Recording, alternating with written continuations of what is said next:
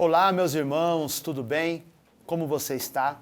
Eu espero que você esteja bem. Mais uma vez, o nosso programa Teu Fé Podcast.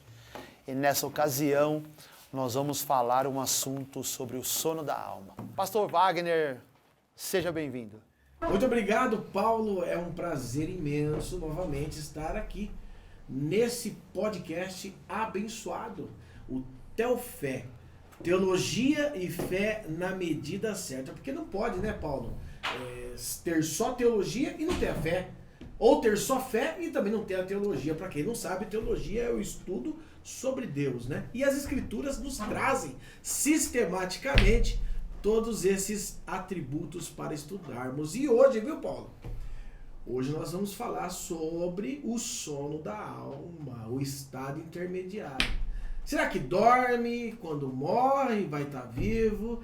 E para esse assunto pegar fogo aqui hoje, está conosco novamente, né? É o parceiro daqui, Ivan Santos, né, Ivan? E aí?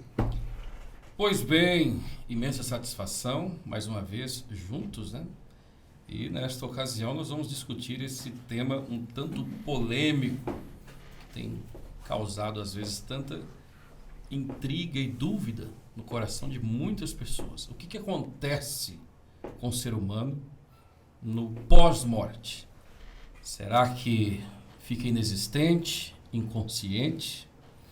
Tem uma doutrina denominada de o sono da alma, né? O que a Bíblia fala sobre isso? Tem fundamentação?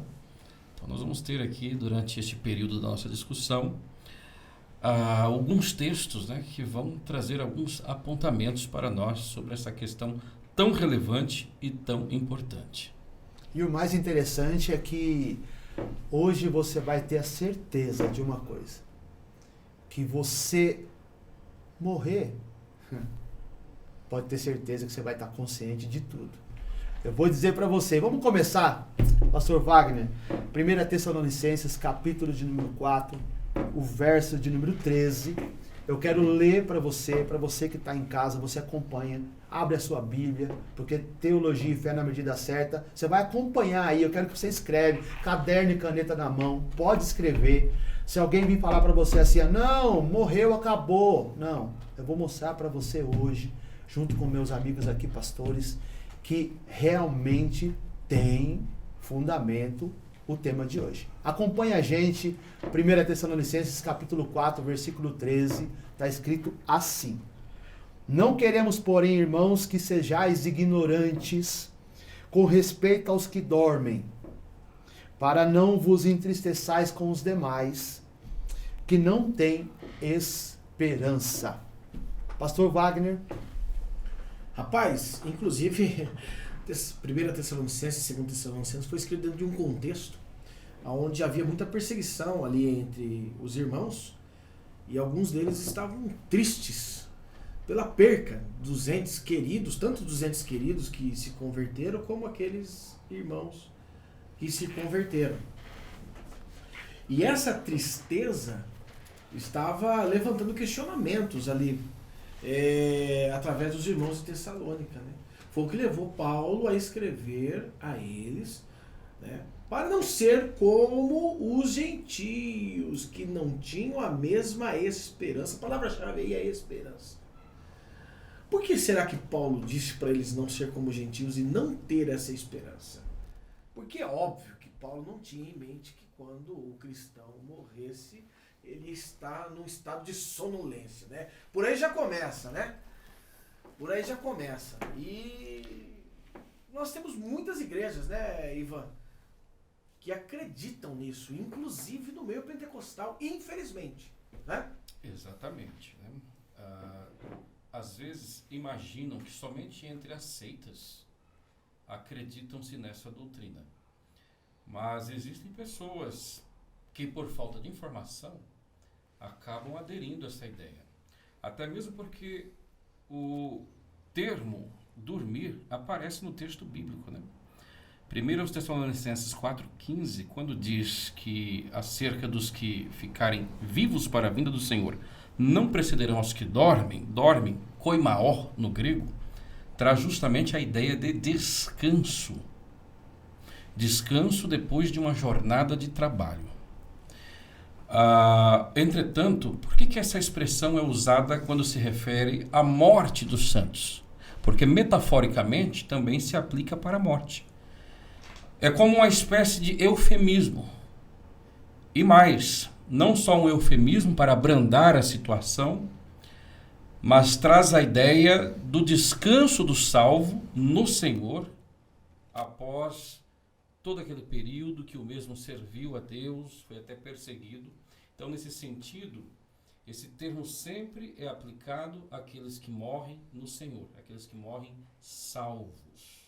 Então, a Bíblia usa sim essa expressão dormir, mas não é a ideia de dormir literalmente.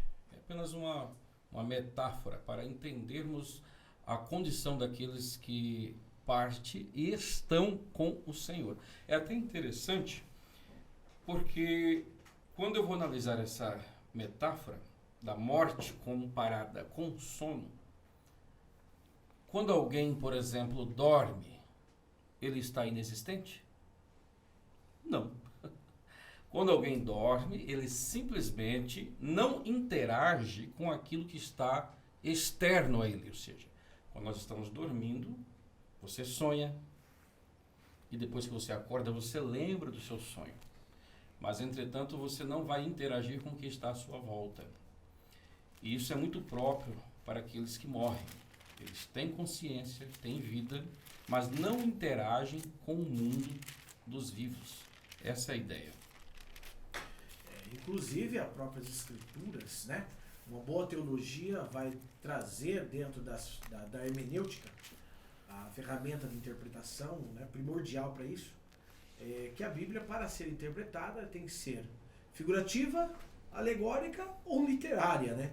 Então, saber discernir isso já vai dar um norte para aquele estudante de teologia, para que ele possa, no caso, ter uma noção do que significa o dormir, né? Né, Paulo?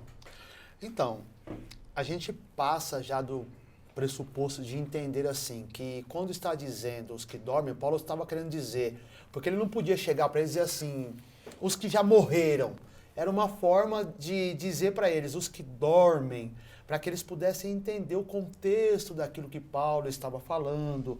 Quando Paulo vai recorrer o capítulo da carta aos Coríntios também, capítulo de número 15, quando ele fala da ressurreição. Se nós formos estudar o versículo 53 e 54, ele também está falando ali sobre aquilo que é incorruptível, vai se tornar, né, que é corruptível, vai se tornar incorruptível. Ali também se fala da imortalidade da alma, que a alma não vai morrer, certo, pastor Ivan? Mas muitos lugares ensinam que morreu, acabou.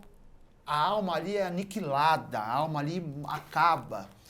E isso é de grande valia as pessoas entenderem hoje. Né, pastor?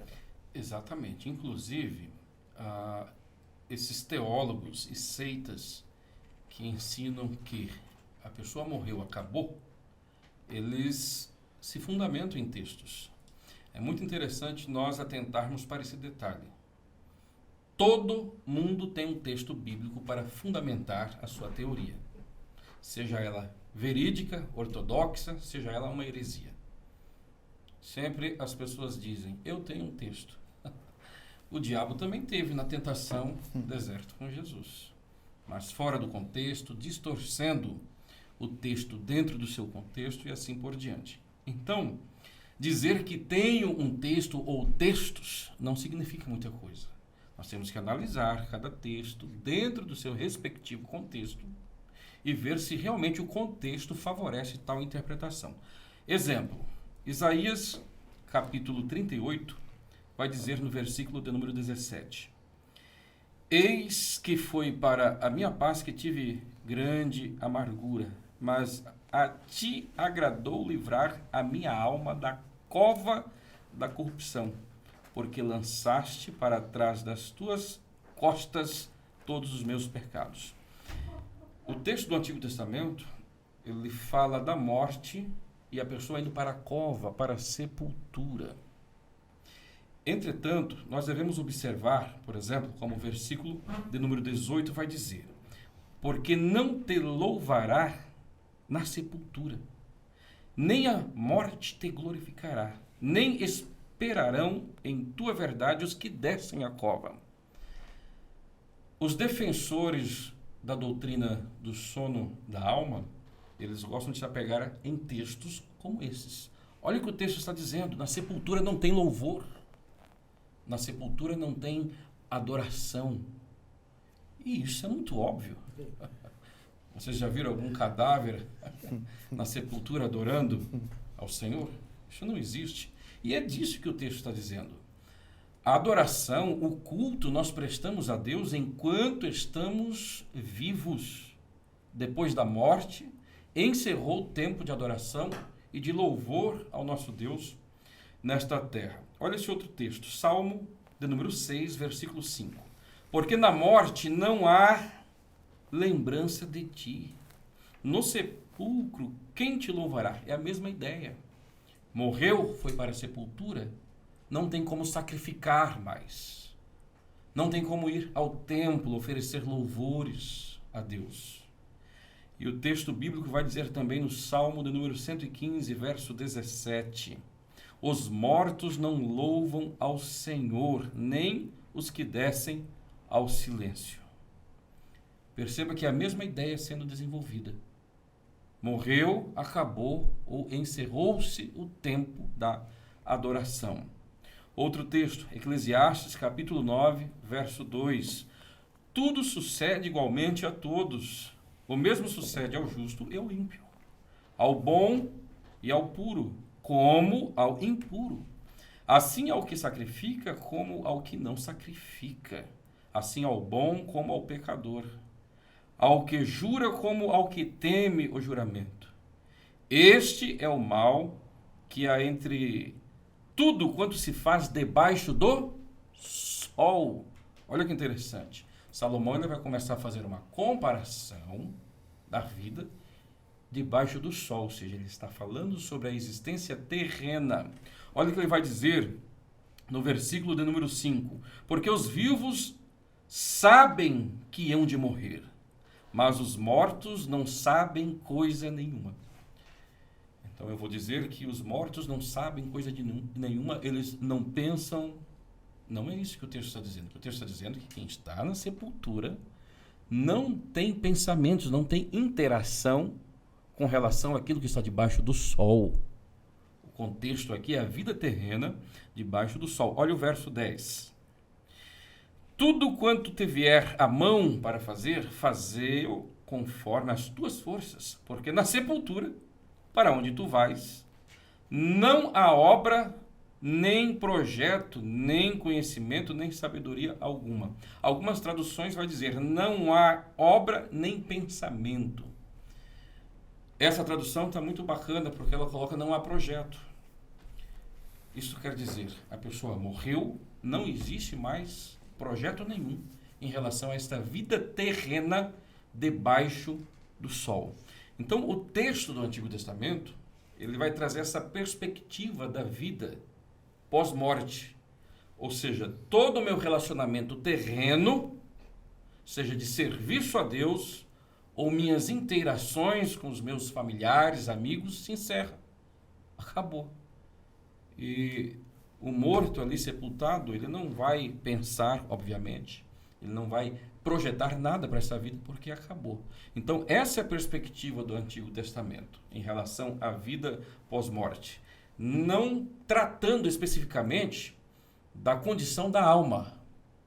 O que sucede à alma depois da morte? Mas sim o que sucede com a pessoa em relação a esta vida depois que ele morreu. Ou seja, depois da morte, cessou qualquer relação, qualquer contato, qualquer interação com a vida terrena. Inclusive, ali, você leu ali Isaías 38:17, a minha alma na cova. Isso. Todo mundo sabe, e não precisa ser um perito, nem um exegeta PhD para saber diferenciar que alma está num plano espiritual e cova está num plano material. Está falando da terra.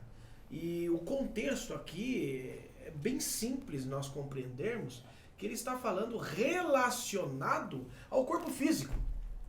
Porque há algumas passagens que falam da alma no plano espiritual e há algumas passagens que falam da alma no sentido físico. Mas nós sabemos que isso aqui, na realidade, pelo contexto, ele não está falando aqui da alma no plano espiritual. Exatamente, porque alma, né, no Antigo Testamento especificamente, ela comumente, essa expressão, ela é utilizada como um termo intercambiável. Por vezes se refere à parte imaterial do homem, entretanto, em alguns contextos se refere ao homem na sua totalidade. Quando Jacó desce para o Egito, o texto vai dizer, se eu não me engano, que ele desce com 66 almas. Então, Jacó está arrastando as almas acorrentadas? Não. Está falando das pessoas, da sua família. A sua grande família que desce com ele ao Egito, ali, depois de todo aquele episódio ali da prosperidade de José. Então, perceba, o texto bíblico se refere às pessoas, entretanto, usa a expressão alma, se referindo à totalidade do ser. Sim, e outra, essa expressão aí, essa comparação, é uma coisa tão óbvia, né? Sinceramente falando, você lendo e pegando uma boa Bíblia traduzida aí, cara, basicamente você vai compreender que é uma comparação entre a vida e a morte. É uma coisa tão simples, né, Paulo? Que é fácil de compreender, não? Nós vemos que o próprio Deus, no Velho Testamento, quando ele criou o homem, ele diz alma vivente. E se você for levar isso ao pé da letra, como o próprio pastor disse, nós vemos que mesmo os que falam da tricotomia da alma, eles entendem que existe corpo, alma e espírito. E mesmo ali, quando morre, isso não acaba ali, não fica aniquilado ali, não acabou. Você percebe que o texto fica claro. Quando nós lemos aonde o pastor leu em Isaías, falou em Salmos, várias referências que eles usam como base, mas eles estão misturando a coisa terrena com a coisa espiritual. É isso que eles precisam entender. Eles falam em Salmo 37, verso 9, quando ele fala, porque os malfeitores serão desenraigados, mas aqueles que esperam no Senhor herdarão a terra. Pois ainda que um pouco e o ímpio não existirá. Ele está dizendo assim, não, acabou, morreu, não vai existir mais. E eles usam isso como base. E isso que intriga, porque nós estamos querendo mostrar para você, olha, existe sim, mas eles usam esses textos, pastor Ivan. Esse texto, por exemplo, né? Salmo 37, verso de número 10. O ímpio não existirá. Está vendo? O ímpio, quando morre, não existirá mais. Cessa tudo. Eu concordo que ele não existirá. Onde? Em qual esfera? Na terrena. Morreu, cessou. É sobre isso que o texto está dizendo.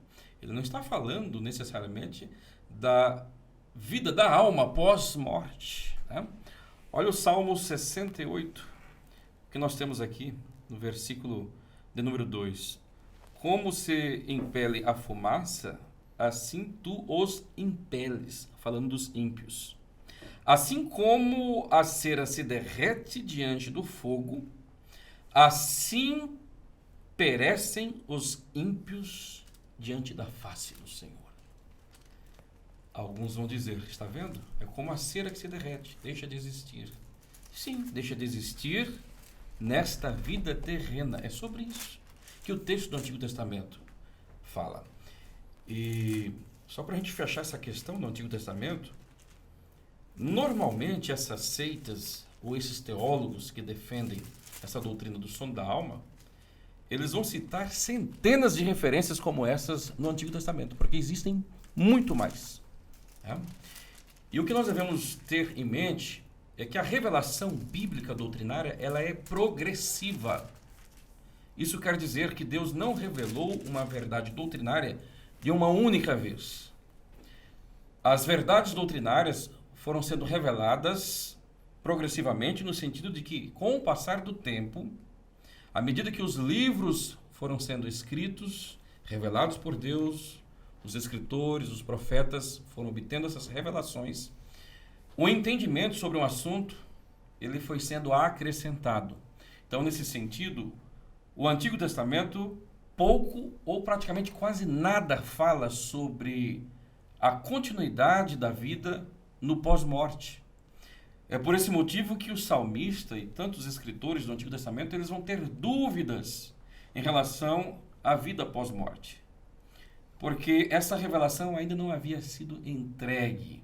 E é no Novo Testamento, a partir de Jesus Cristo, que essa doutrina do estado intermediário, ou seja, a condição, seja do ímpio ou do justo, da alma do ímpio e do justo após a morte, como ficará a condição dessas almas? É no Novo Testamento que esta revelação, este entendimento, este ensinamento vem à tona, esclarecendo em maiores detalhes. E vale observar, ainda assim não há um esclarecimento pleno. Mas o Novo Testamento já trabalha de forma positiva, demonstrando de forma inequívoca que quando alguém morre, seja o ímpio ou o justo, ele não deixa de existir. Aliás, isso é uma espécie de ateísmo, né? Quem propaga que morreu, acabou, são os ateus. Aqueles que não creem na existência de Deus, aqueles que naturalmente não creem na vida pós-morte e muito menos na ressurreição. É esses que pregam e propagam esse tipo de ensinamento que, lamentavelmente, entrou em alguns ramos, algumas vertentes do cristianismo. Você falou uma coisa interessante, eu gostaria só de citar aqui, Ivan, Judas, no seu único capítulo, né? Sim. Ali você vai ver, eu não me lembro o verso ali, mas ele usa ali Sodoma e Gomorra, que pereceram pelo fogo eterno. Nós sabemos que o fogo lá em Sodoma e Gomorra foi literal.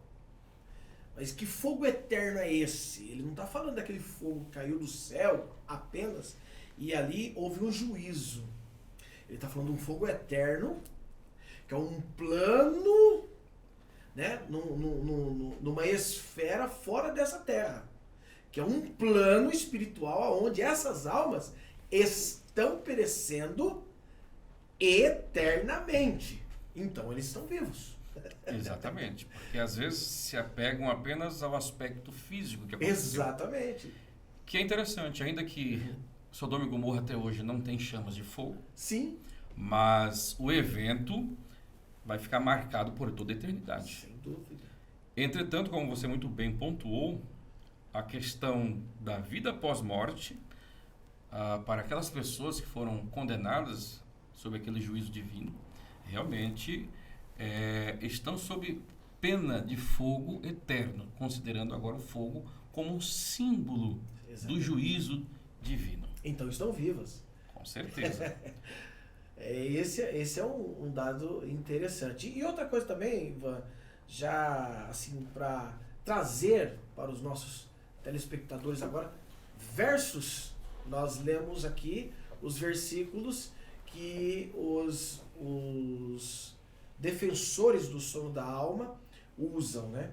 Agora, eu já citei Judas aqui um pouquinho, mas vamos citar alguns versos. Eu queria deixar um versículo aqui, pois o Paulo também vai citar outro, você vai falar outro, mas para mim um dos versos mais convincentes, além de Judas que eu acabei de ler, que fala-nos sobre, que refuta essa ideia do sono da alma, está lá em 2 Coríntios 5:4, Paulo dizendo o seguinte: porque também nós, os que estamos neste tabernáculo, referindo-se ao corpo físico, né? Gememos carregados, não porque queremos ser despidos, mas revestidos para que o mortal seja absorvido pela vida. Ora, quem para isso mesmo nos preparou foi Deus, o qual nos deu também o penhor do Espírito, que é a garantia, né? Por isso estamos sempre de bom ânimo, sabendo que enquanto estamos no corpo, vivemos ausentes do Senhor. Mas temos, olha isso aqui, confiança e desejamos, antes de deixar esse corpo, para habitar com o Senhor. Definitivamente, acredito eu que Paulo não tinha em mente que ao deixar esse tabernáculo, esse corpo, ele estaria no estado de sonolência com Deus. Definitivamente não me parece o que ele defendia. Ou seja, Paulo falando em deixar este tabernáculo, que é uma referência ao corpo, e ficar inexistente? Sem dúvida, não tem... Não é isso que Paulo diz aqui nesse texto, né? Desejamos antes deixar este corpo para habitar com o Senhor. Imagine, será que tinha em mente que ele ia dormir, ia estar... Como alguém pode habitar com outra pessoa inexistente? Não, tá de brincadeira, né? É interessante que o próprio Jesus fala em Mateus capítulo 10, versículo de número 28. Eu vou ler para que todos que estão assistindo possam refletir junto. Eu vou deixar o Rico e o Lázaro para o Ivan falar, porque vai ser a cereja do bolo. Mas Mateus 10, 28 diz assim: não temais os que matam o corpo e não podem matar a alma. Temei antes aquele que pode fazer perecer no inferno tanto a alma como o corpo. Observe que o próprio Jesus disse que a alma ela não ia morrer ali. Ali não. Não se preocupa, matou o corpo ali. Se preocupa com o que vai acontecer depois. Porque depois, tanto ele pode matar a alma como o corpo também. Ou seja, o próprio Jesus deixou claro isso para nós, explicando que não é morreu, acabou. Tem uma continuidade. Ainda que para nós, que nem nós estávamos falando no Velho Testamento, foi progressiva, mas Jesus foi um dos que mais falou sobre a imortalidade da alma. Pastor Ivan. Exatamente. Esse é um texto, por exemplo, que é usado no Novo Testamento pelos defensores do sono da alma, como que se Jesus estivesse dizendo que iria aniquilar a alma. Por quê? O termo grego ali que se traduz por perecer, apoleme, traz a ideia de perdição, é verdade. Mas não é a ideia de perdição necessariamente sendo aniquilado, deixando de existir. Olha que interessante que nós temos aqui em Mateus capítulo 10, versículo 6. Mas ide antes as ovelhas perdidas da casa de Israel. As ovelhas perdidas. O que nós temos no grego aqui? O mesmo termo que nós temos em Mateus 10, versículo 28, que fala de destruição, de perecer. E aqui, essas ovelhas, elas existiam. Simbolicamente está se referindo aos judeus que tinham se afastado de Deus, mas estavam vivendo nos tempos de Jesus. E o termo grego aqui é apoleme também. Então, aquela ideia utilizada por essas seitas e seus defensores de que apoleme sempre traz o conceito de aniquilar, de deixar de existir, é um grande erro exegético, porque um dos sentidos do termo é justamente ser cortado, ser privado, deixar de se beneficiar de algo. Esse é um dos outros, dentre vários sentidos desse termo. E é o contexto, obviamente, que vai definir qual a tradução correta, qual o sentido do termo. Sempre é o contexto que determina o significado dos termos. Os termos isolados por si mesmos não trazem significado algum. Então, quando nós analisamos esse texto aí, de Mateus capítulo 10, versículo 28, né, onde eles tentam dizer, ali ó, Jesus disse que a alma vai ser destruída, vai ser aniquilada. Não é sobre isso que Jesus está falando. Ele está simplesmente dizendo que Deus tem poder para fazê-lo, mas não vai fazer. E ainda assim, a ideia do termo não é necessariamente aniquilar, mas é perecer, é perder uma condição boa e viver numa condição de privação, uma situação inferior à outra. Esse é o conceito. Ô Ivan, também nós temos ali na Galeria dos Heróis da Fé, no capítulo 11 e o capítulo 12 de Hebreus ali, aonde muitos interpretam erroneamente também aquela grande nuvem de testemunha, né? Muito bom. Muitas pessoas dizem ali que as testemunhas são as pessoas, os incrédulos, a nossa vida diante deles. Aqueles que morreram, eles estão como que em um estádio. Isso. Então... assistindo a nossa vivência aqui. Isso. Mas outros ainda levam até para outras partes piores ali. Como você consegue ver aquela parte ali? Os dois capítulos ali são bem pertinentes também, né? É muito pertinente essa questão, porque uma leitura superficial, alguns irmãos entendem que as pessoas quando morrem, então eles vão ficar assistindo a vida terrena. E essas seriam então as testemunhas, né? Alguns vão imaginar que as testemunhas são anjos, outros vão imaginar até que a testemunha é o seu vizinho. E traz precedências para heresias até maiores isso aí, né? Que... Até um certo espiritismo. Exatamente, né?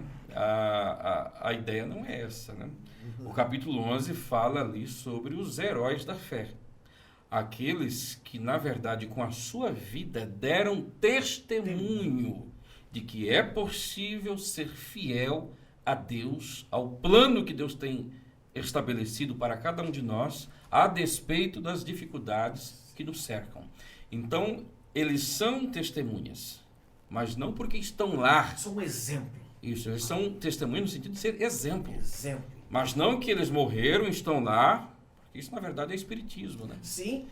E assistindo tudo e torcendo positivo ou negativamente por alguém. Eu gostei da ideia da arquibancada, né? Estão tudo lá. Vamos lá, Paulo. Vamos, fica firme, hein? Você consegue.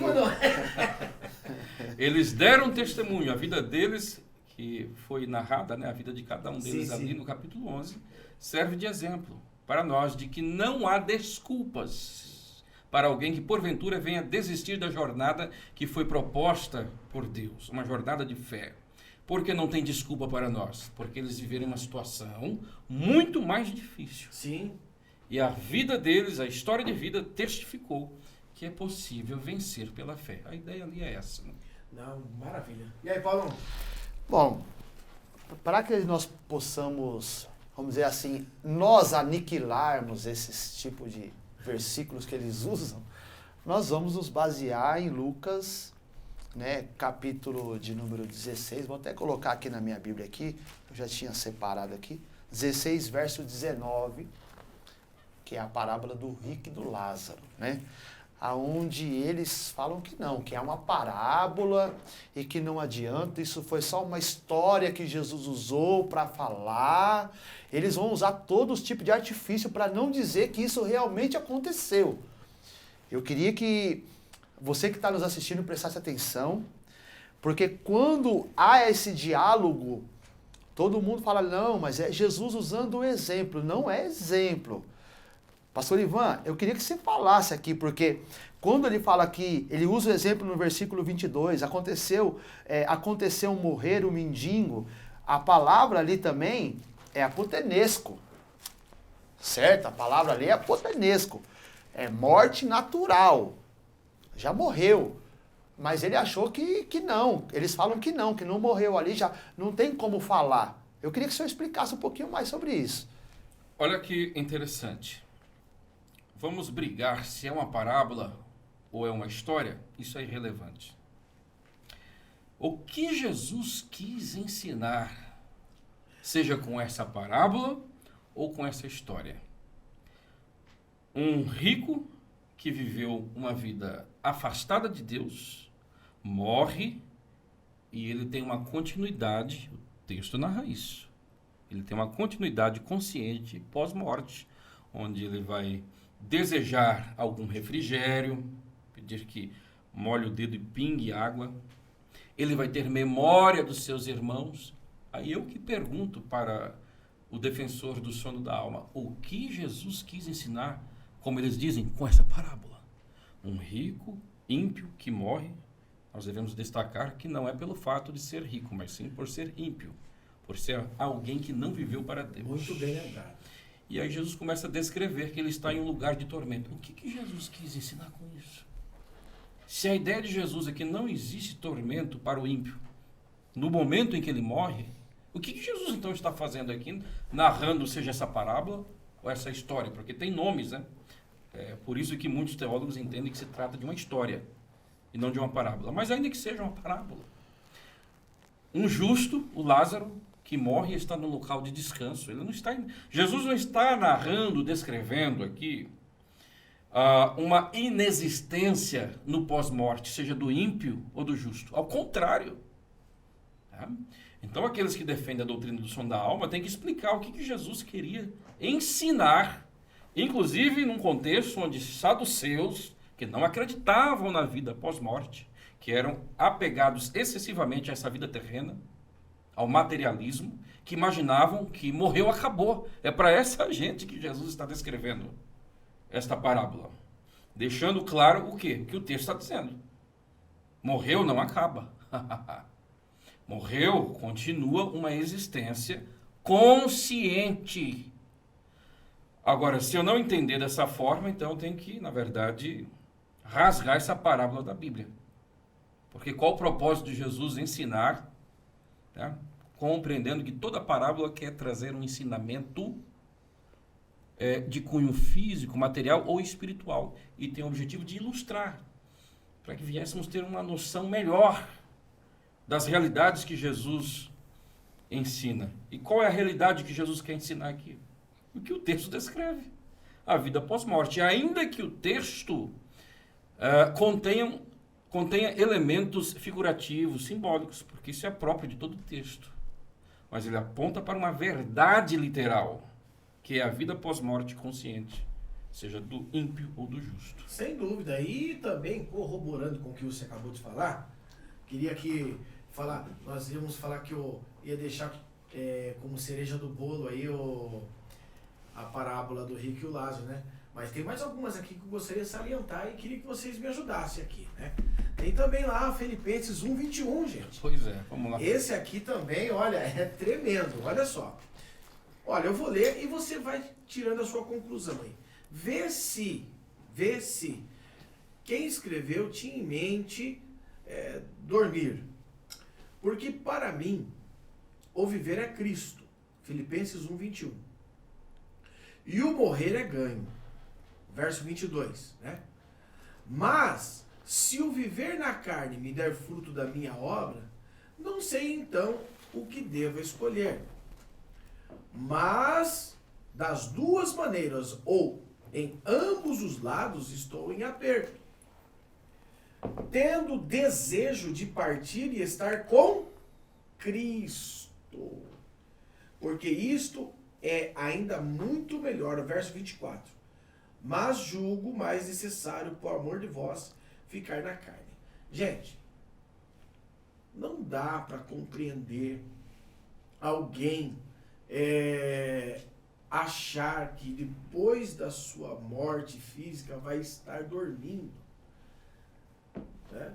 E ansiar ao mesmo tempo estar com Cristo. Não dá, é difícil a gente, é incabível. Paulo tinha em mente estar com quem? Com Cristo. E outra, a pregação apostólica era totalmente direcionada na vida eterna, estar com Deus, estar com Cristo, estar ao lado dele. Como que eu vou passar por um estado de dormência, né? De dormir, estar com sono, não tem nenhum cabimento. E só para... Voltando àquela história que nós mencionamos, que infelizmente tem muita gente no meio pentecostal, né, que acredita nisso. É importante nós falarmos sobre isso, que vamos nos basear nas Assembleias de Deus. Nós somos, todos aqui são assembleanos. Você é assembleano, pastor Ivan assembleano, nossa formação é assembleana. A Assembleia de Deus nunca creu Exatamente. nessa doutrina. E eu já estive em igrejas pentecostais, né, das Assembleias de Deus, que teve pessoas que acreditavam veemente nessa doutrina. E acredito que tem muita gente acreditando nisso. Pois bem, e um texto como esse que você citou, eu posso corroborar com esse texto citando 2 Pedro, capítulo 1, verso 14. Sabendo que brevemente hei de deixar este meu tabernáculo. É a mesma linguagem de 2 Coríntios, capítulo 5. Deixar o tabernáculo e estar com o Senhor. Filipenses, que você citou. E Pedro, mais uma vez, deixar este tabernáculo. O que deixa o tabernáculo? A alma, o espírito. Se eu morro e acabou, então não tenho que deixar. Né? A ideia é justamente essa. O corpo morre, vai para a sepultura. A alma vai para o Senhor, do salvo. Do ímpio, como no caso do rico, vai para o local de tormento, para o Hades, que é a antessala do inferno propriamente dito. E só para fechar, Apocalipse capítulo 6, versículo 9. E, havendo aberto o quinto selo, vi debaixo do altar as almas dos que foram mortos por amor da palavra de Deus e por amor do testemunho que deram. Olha o apóstolo vendo almas. Novamente a expressão, almas foram mortas. Pois bem. Mas estavam vivas. Se elas estão inexistentes, o que ele está vendo? Como que ele vai ver algo que deixa de existir quando o corpo físico morre? E mais, olha o que ele vai dizer. Elas estão clamando, versículo 10. E clamavam com grande voz, dizendo... E aqui está a fala dessas almas. Até quando? Se elas estão inexistentes, inconscientes, como é que está clamando? Olha o clamor delas aqui. Até quando, ó verdadeiro e santo dominador, não julgas e vingas o nosso sangue dos que habitam sobre a terra? Olha que tem até consciência do que aconteceu com elas na terra. E o texto vai dizer mais, e foram dadas a cada uma compridas vestes brancas, e foi-lhes dito que repousassem ainda um pouco de tempo, até que se complete também o número de seus conservos e seus irmãos, que haviam de ser mortos, como eles foram. Então, eu dizer que a alma deixa de existir quando o corpo físico morre, é eu contrariar essa verdade cristalina. Os defensores do sono da alma, eles vão dizer que alma é simbólico, não é literal. Eles gostam de pegar o caso lá de Abel, né? Quando Deus fala que o sangue de Abel clama desde a terra até mim. Aí eles dizem, você acredita que o sangue realmente estava clamando? Meu irmão, até uma criança entende que ali realmente é uma linguagem metafórica. Sem dúvida. Não tem nada a ver aquele contexto com este. Lá, Deus não fala a frase que o sangue de Abel estava clamando. Agora aqui não. Aqui é uma revelação plena, no seu aspecto progressivo, mostrando a realidade cristalina dessa doutrina do estado intermediário, isto é, quando morre, não cessa em hipótese alguma. Então, assim, para nós colocarmos um ponto final nessa história, pastor Ivan, eles dizem que vai ter, então, inferno, vai ser aniquilado ou não vai? O que eles falam realmente sobre isso? Muito boa essa questão. Eu digo sempre que a doutrina do sono da alma, ela serve como uma cama para acomodar e preparar para essa outra doutrina herética que se chama aniquilacionismo. A pessoa acredita que morreu, cessou. Se dizem cristãos, mas isso é ateísmo. Morreu, acabou, é ateísmo. Isso não é bíblico. Okay? E o estudo que vem na sequência desse pessoal, desses mestres, dessas seitas, é que no julgamento do trono branco, os ímpios vão ressuscitar, eles vão ser julgados e vão ser aniquilados. Olha aí. Então não existe inferno. A pessoa até sofre um pouco proporcional aos seus pecados e ele é aniquilado e deixa de existir. Então perceba que a doutrina do sono da alma é uma preparação para essa outra doutrina que é totalmente contrária às Escrituras. Porque olha o que nós temos aqui em Mateus 25, verso 46. Jesus dizendo, e irão estes para o tormento eterno, mas os justos para a vida eterna. Aions, eras, eterno. O mesmo termo que é aplicado para a vida eterna é aplicado no mesmo contexto para a condenação, para o tormento eterno. Então, se eu quiser afirmar, com base nesse texto, que o tormento não é eterno, que o inferno, o sofrimento dos ímpios não é eterno, eu vou ter que afirmar também que o descanso dos santos nos céus também não é eterno. Porque é a mesma expressão grega, no mesmo contexto e mais, no mesmo versículo. E olha que interessante o que nós temos aqui em Apocalipse 14, verso de número 9. E seguiu-se o terceiro anjo, dizendo com grande voz, se alguém adorar a besta e a sua imagem e receber o sinal na sua testa ou na sua mão, também este beberá do vinho da ira de Deus que se deitou, não misturado, no cálice da sua ira, e será atormentado com fogo e enxofre diante dos santos anjos e diante do Cordeiro. E a fumaça do seu tormento sobe para todo o sempre. Não é por um período indefinido, não é por 1000 anos apenas, é para todo sempre. E não tem repouso nem de dia nem de noite. Olha essa linguagem. Essa linguagem é muito forte. O que a revelação bíblica quer nos ensinar com isso? Que morreu, cessou, terminou? Olha o que nós temos aqui em Apocalipse, capítulo de número 19, versículo 20. E a besta foi presa, e com ela o falso profeta, que diante dela fizeram sinais com que enganou os que receberam o sinal da besta e adoraram sua imagem. Estes dois foram lançados vivos no lago de fogo que arde com enxofre. Isso antes do milênio. Agora veja depois do milênio, o que aconteceu com o anticristo e o falso profeta, que serão 2 personagens, 2 homens que atuarão no período tribulacional. Olha o que vai acontecer com eles 1000 anos depois que eles serão lançados no lago de fogo. Apocalipse 20, verso 10. Depois dos 1000 anos. E o diabo que os enganava foi lançado no lago de fogo e enxofre, onde estão a besta e o falso profeta. Aqui não diz onde estavam, porque foram lançados e foram aniquilados. Logo, 1000 anos depois, quando o diabo é lançado, eles não estão lá mais. Não, o texto diz que eles estão lá, e de dia e de noite serão atormentados para todo o sempre. E esse é o destino eterno de todos os ímpios, de todos os que rejeitam a Deus, que rejeitam a Jesus Cristo. Isto é, a condenação eterna. E ponto, né? Não tem mais o que falar, né? Jesus disse, Apocalipse 1, verso 18. Eis que vivo e fui morto, mas eis que estou vivo para todo o sempre. Amém. Eu queria agradecer você mais uma vez. Muito obrigado por ter ficado conosco até aqui. Vai vir mais podcast aí. Teu Fé Podcast na medida certa. Pastor Wagner, considerações finais.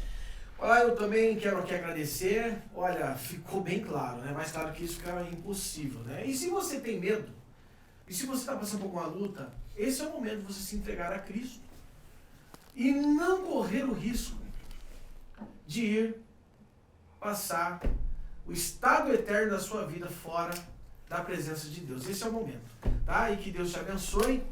E Ivan, muito obrigado novamente, né? Que Deus abençoe você. E dá uma palhinha para nós.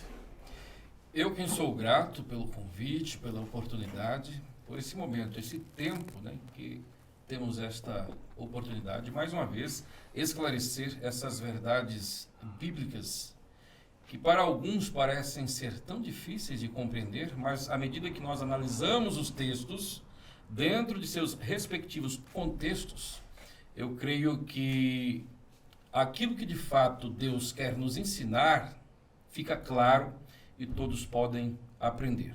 Que Deus abençoe a todos que estão nos acompanhando. E em breve teremos mais temas para apresentar para todos.